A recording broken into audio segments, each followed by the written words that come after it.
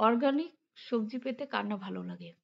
আর সেটা যদি আপনি হাতের কাছেই তৈরি করে নিতে পারেন, ছাদ বাগানে, তাহলে তো আর বলার নেই। তো ছাদ বাগানে আমরা কিচেন গার্ডেন তৈরি করে নিতে পারি। আর সেখান থেকেই আমরা বাড়ির রান্নার জন্য প্রয়োজনীয় সবজি তুলে নিতেও পারি। আসসালামু আলাইকুম। আরার গার্ডেনে আপনাদের সকলকে স্বাগত।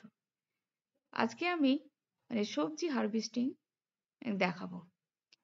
এতদিন আমি ছাদ বাগান করেছি। প্রায় দিনই কিছু না কিছু সবজি ছাদ থেকে তুলে নিয়ে গিয়ে রান্না করেছি।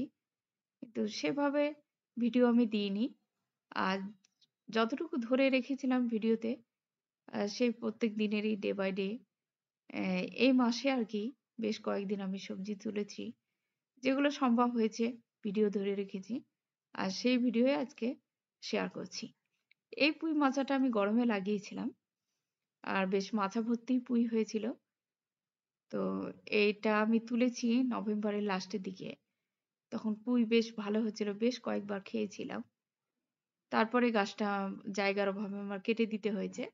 তা আবার সামনে গরম আসবে আবার নতুন করে লাগাবো। এখানে নাদাটায় আমি কম্পোস্ট সার তৈরি করি। আর সেই সার তো বানানোই থাকে তার উপরে আমি কিছু ভেজিটেবল লাগিয়ে দিয়েছিলাম শীতের। মূলো, পালং, বিট আর সবগুলোই হয়েছে খুব ভালোভাবে হয়েছে। আমি এখান থেকে কিছু মূলো তুলে নিচ্ছি। মূলোগুলো বেশ বড়, বড় হয়ে গেছে। আর সেরকম এখানে পরিচর্যা আমার নিতে হয়নি। নাদাটাতেই প্রচুর খাবার ছিল।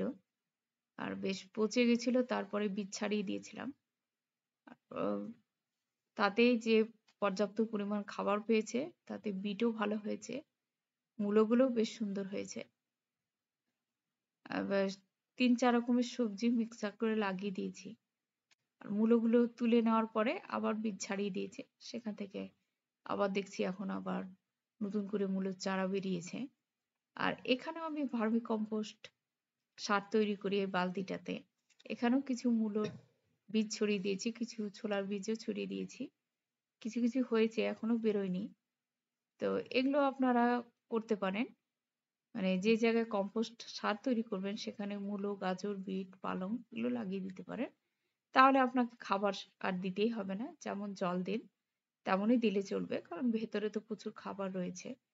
এমনিতেই এই যে ১ বালতি কম্পোস্ট সার তৈরি হয়েছে, এ দিয়ে প্রচুর মাটি তৈরি করা যায়। তো সেখানে এত খাবার পাচ্ছে যে গাছগুলো আপনার ইজিলি গ্রো করবে। আর সেখানে আপনাকে আর বাইরে থেকে খাবার দিতে হবে না। আজকে কিছুটা বিট তুলবো। তো এখানে ওই যে বললাম যে মূলো তুলে নিয়েছিলাম তারপরে ছাড়িয়ে দিয়েছি। তারপরে দেখুন আবার ছোট, ছোট হয়ে মূলোর চারা বেরিয়েছে। আর আজকে আমি কিছু বিট তুলে নিচ্ছি। এটা প্রায় ৭-৮ দিন আগে আমি তুলেছিলাম মূলোটা। দেখালাম আপনাদের। এখান থেকে মূলো কিছু নিয়েছিলাম। আর কিছুটা আ পালং শাকও ছিল সেখান থেকে তুলেছিলাম। এবার বিট তুলে নেব। বিটগুলো আ একটু বড় সাইজের হয়েছে। আরো বড় হবে। তো আমি কিছু তুলে, তুলে একটু হালকা করে দিই। তাহলে অন্যগুলো কি বাড়তে সুযোগ পাবে। তো দেখুন কিরকম উপরেই চলে এসছে বিটগুলো একটু বেশ বড়, বড় হয়ে গেছে। একটু তুলে, তুলে হালকা করে দেব। তো এখান থেকে কিছুটা বিট তুলে নেব। ৪-৫ টা মতো তুলব। ৪-৫ টাই লাগবে। আর বিটটা এমনি কাঁচা অতটা খেতে ভালো লাগে না। আমি পাঁচমিশালি সবজির সাথে দিয়ে দিই, বাচ্চারাও খেয়ে ফেলে। আর এ এখানেও তাই আমি ভার্মি কম্পোস্ট সার তৈরি করার জন্য সব সবজি ভর্তি করে রেখেছিলাম। উপরে একটা লেয়ার মাটি দিয়েছিলাম। আর সেখানে গাজর লাগিয়েছিলাম। সেখান থেকে দেখুন গাজর হয়েছে। গাজরগুলো এখনো সেভাবে বড় হতে পারেনি। আরো বড় হবে। তো আমার ৩ টে দরকার ছিল। ৩ টে তুললাম। আর এখানে তার সাথে ধনে দেওয়া আছে। আর ধনের ফুল হয়ে কিছুটা ধনের ফলও হয়ে গেছে। আর বিভিন্ন জায়গাতে আমি ধনে ছড়িয়ে রেখেছি। আর এখন তো জানুয়ারি মাস চলছে। এখন ধনেপাতার দাম বাজারে কমও হয়। আর তাছাড়াও এখানে অর্গানিক ভাবে আমি র ধনেটা কালেক্ট করতে পারবো বলে সব জায়গাতে আমি ধনে ছাড়িয়ে রাখি। তো এখানে একটা জায়গাতে আমি কিছু মূলো লাগিয়ে রেখেছি। এখানে ধনে লাগিয়ে রেখেছি। এই জায়গাটাও ধনে লাগিয়ে রেখেছি। এই ধনেগুলো কিন্তু আমি পাতাটা খাবো না। একে ফুল পর্যন্ত করতে দেব। তারপর ফুল হয়ে যাবে। তারপরে আবার ওই ধনে কালেক্ট করবে। আর এখানে যে একটা গামলাতে ধনের পাতা লাগানো আছে, এটা আমি বাড়ির খাওয়ার জন্য বানিয়েছি। এই গামলা থেকে আমি ধনে তুলে নিই। আর অন্যান্য জায়গায় যেসব বিভিন্ন জায়গায় আমি ফুলের মাঝে, ফুলের টবগুলোতে বা অন্যান্য সবজির টবগুলো যেগুলো ফাঁকা থাকে সেগুলোতে আমি ধনে ছাড়িয়ে দিই। তাহলে কি একেবারে ধনে বড় হতে বেশি সময় লাগে না, ফুল হয়ে যায়, তারপর ফলও দিয়ে দেয়। আর সেখান থেকে ধনে কালেক্ট করে আমি রাখি, সারা বছর হয়ে যায় রধনেটা। আর বাড়ির ছাদ বাগানে যদি আপনি ধনে তৈরি করেন রধেনে, তাহলে একবারে অর্গানিক উপায়ে মানে এত ভালো ধনে আপনি বাজারে পাবেন না।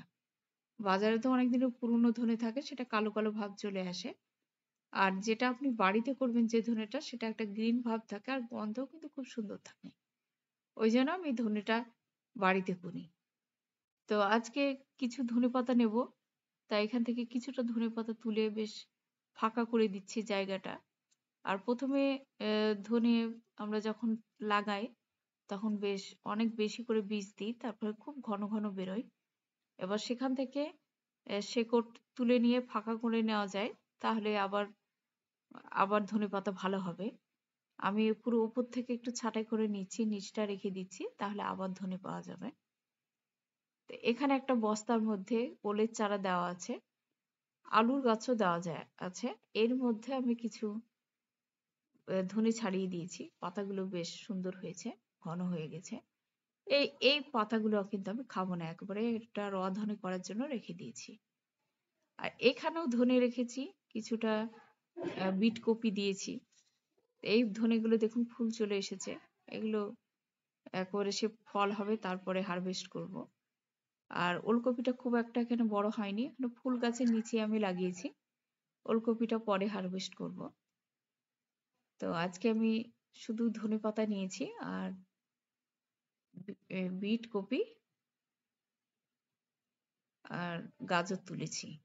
আর তার ৩ থেকে ৪ দিন পরে এই যে ওলকপিগুলো তুলে নিয়েছিলাম। ৩ খানা জায়গাতে ছিল। তো বেশ বড় সাইজের হয়েছে। আরেকটু বড় হতে পারত, কিন্তু আমার এখানে প্রচুর হনুমানের অত্যাচার। ওইজন্য আমি তুলে নিয়েছি। আর এখানে দেওয়া আছে ছোলার শাক। ছোলার শাকগুলো সবেমাত্র বেরিয়ে একটু বড় হয়েছে। আমি এখন এর মাথাগুলোকে একটু কেটে নেব, একটু দরকারও আছে। আর মাথাটা কেটে নিলে কি হবে, এটা আরো একটু ঝোপ হয়ে যাবে। তো আজকে কিছু ছোলার শাক নেব বেগুন দিয়ে রান্না করার জন্য। তো ছোলার শাকগুলো মাথার উপরটা কেটে তুলে ফেলবো। আর বেগুনও বেশ কিছু কালেক্ট করেছিলাম, কিন্তু সেই ভিডিওটা আর নেওয়া হয়নি, তার জন্য তোলার ভিডিওটা দেখাতে পাচ্ছি না। তো এখানে আরেকটা পটেও আছে ছোলার শাক। তো এখান থেকেও উপরে কেটে কেটে আমি তুলে নিচ্ছি। উপর থেকে কেটে নিলে কি হবে যে আবার একটু ঝোপ হয়ে বেরোবে, তখন শাকের পরিমাণটা অনেকটা বেড়ে যাবে। তো এখান থেকে কিছু তুলে নিই। আর যেটা মনে হবে খুব ঘন, সেটা একেবারে নিচ থেকে শেকড় সমেত তুলে নেব, তাহলে গাছগুলো বাড়ার আবার সুযোগ পাবে। তো আমি এই বিভিন্ন ধরনের শাক লাগিয়ে রাখি। একটু সামান্য অল্প পরিমাণ মাটিতেই কিন্তু শীতের শাকগুলো হয়ে যায়। আর সেরকম যত্ন লাগে না। খুব যত্ন বলতে খোল পচা জল পাতলা করে দেওয়া যেতে পারে। এছাড়া আর বিশেষ কিছু লাগে না। মাটিতে কম্পোস্ট সার প্রচুর পরিমাণে থাকলে আপনাকে আর বেশি খাবার দিতে হবে না। এখান থেকে খাবার পাবে। এগুলোতে আমি এই ছোলার মাটিটা অবশ্য একটু গোবর সার আর মাটি দিয়ে তৈরি করে রেখেছিলাম। তাতেই ছাড়িয়ে দিয়েছিলাম। এখান থেকে ছোলার গাছগুলো হয়েছে। আর শীতে খুব ইজিলি ছোলা গাছ গ্রো করে। আর শীতে মেনলি হয় আর কি এইসব শাকগুলো। তো এখান থেকে কিছুটা ছোলার শাক তোলা হলো।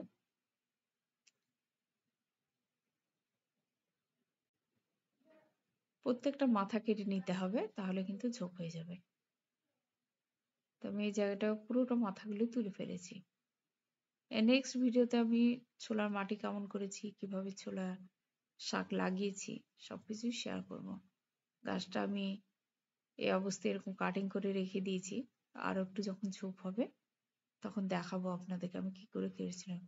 তবুও বেশ এক থোকা শাক হয়ে গেছে, যেটা বেগুনের সাথে রান্না করা হয়ে যাবে। আর এখান থেকে কিছু পালং তুলে নেব আজকে। পালংগুলো কত সুন্দর হয়েছে, খুবই হেলদি হয়েছে। পালংয়ের ভিডিও আমার দেওয়া আছে, কিভাবে পালং লাগাতে হয়, পরিচর্যা করতে হয়। আর পালংয়ের শাকে সামান্য খোল জল মেশা জল বা সবজি পচা জল পাতলা করে দিলে কিন্তু শাকের ঘনত্ব আরো বাড়ে, আর গাছগুলো হেলদি হয়, খুব সুন্দর হয়।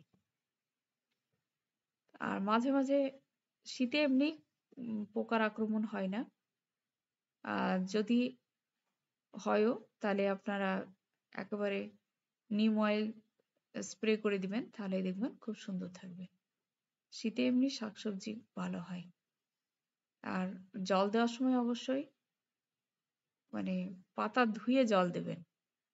পাতাতে কুয়াশা বা ধুলো ভাব থাকলে সেখান থেকে কিন্তু ওই মিলিবাগগুলোর আক্রমণ হয়। তো এই জল দেওয়ার সময় সবসময় স্নান করিয়ে যে কোনো গাছে জল দিতে হবে। আর জল দিতে গেলেও মাটি একেবারে শুকনো রেখে জল দিতে হবে, তবে দেখবেন গাছের হেলথ ভালো হবে। তো আপনাদেরকে আমি যতটুকু গাছ দেখেছি, আমার যে যে গাছগুলো লাগিয়েছি, প্রত্যেকটা গাছ খেয়াল করুন যে হেলথ কিন্তু খুব ভালো। তো খাবারের উপর ডিপেন্ড করে গাছের হেলথ ভালো হওয়ার জন্য।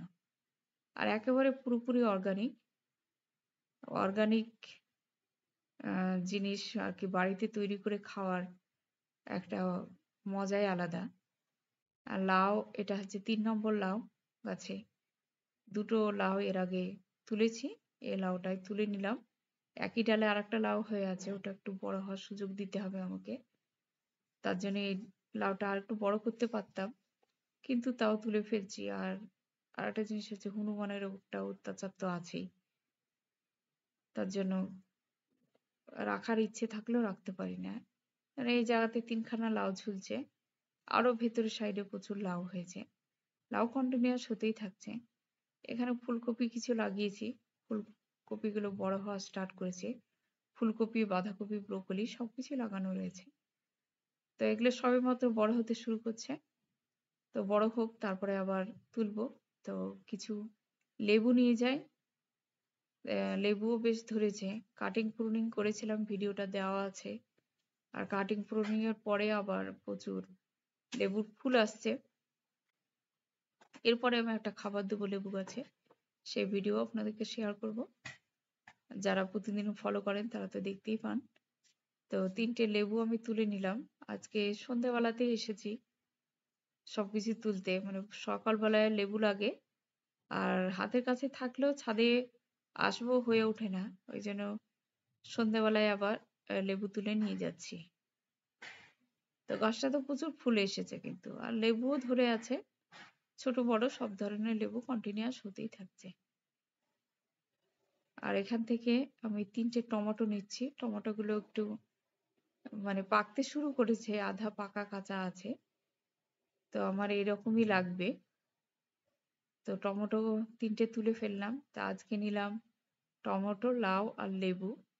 এই কটাই আজকে সন্ধ্যাবেলায় পেরেছি। এগুলো এবার রান্নার কাজে দিব। তারপরের দিন কিছু পালং, ধনেপাতা, বেগুন, কয়েকটা শিম নিয়েছি। শিম এর আগে প্রচুর তোলা হয়েছে, এখন সবেমাত্র দুটো একটা করে আবার ধরছে। সেখান থেকে কয়েকটা শিম নিয়েছি, বেগুনও তুলেছি। তো এগুলো হচ্ছে বেশ কয়েকদিনের, মোটামুটি 7 থেকে 8 দিনে আমি ছাদে যা তুলেছি সেগুলোই। এখানে তোলার ভিডিওটা আর নেওয়া ছিল না, এইটুকু ছিল বলে আবার আমি অ্যাড করে দিলাম।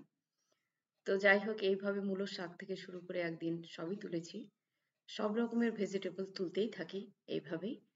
তো সবকিছু ক্যামেরার সামনে ধরা পড়ে না, অফ ক্যামেরাতেই করতে হয়। তো যতটুকু ধরা পড়েছে আজকে এই পর্যন্তই। সুস্থ থাকুন, ভালো থাকুন। পরবর্তী ভিডিওতে আবার আপনাদের সাথে দেখা হয়ে যাবে ইনশাআল্লাহ।